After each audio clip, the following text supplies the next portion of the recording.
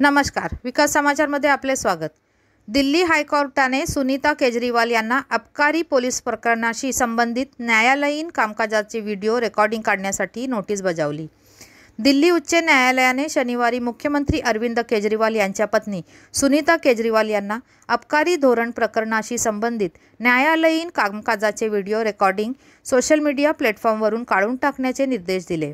न्यायमूर्ती नीना बंसल कृष्णा आणि अमित शर्मा यांच्या खंडपीठाने दिल्ली उच्च न्यायालयाच्या व्हिडिओ कॉन्फरन्सिंग नियमांचे उल्लंघन केल्याचा आरोप करणाऱ्या याचिकेवर सुनीता केजरीवाल आणि सोशल मीडिया मध्यस्थ एक्स मेटा आणि यूट्यूब यांच्यासह 6 जणांना नोटीस बजावली। उच्च न्यायालयाने सोशल मीडिया मध्यस्थांनाही अशीच सामग्री पुन्हा पोस्ट केल्याचे त्यांच्या निदर्शनास आणून दिल्यास ते काढून टाकण्याचे निर्देश दिले। न्यायालयाने पूर्वपक्षीय अंतरिम आदेश दिला आणि या प्रकरणाची पुढील सुनावणी 9 जुलै रोजी ठेवली। वकील वैभव सिंग यांनी दाखल केलेल्या याचिकेवर सुनावणी सुरू होती।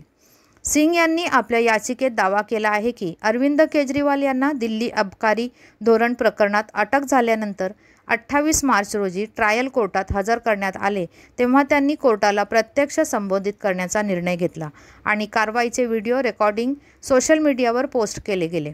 प्लॅटफॉर्म जे न्यायालयासाठी व्हिडिओ कॉन्फरन्सिंगसाठी दिल्ली उच्च न्यायालयाच्या नियम 2021 अंतर्गत प्रतिबंधित आहे।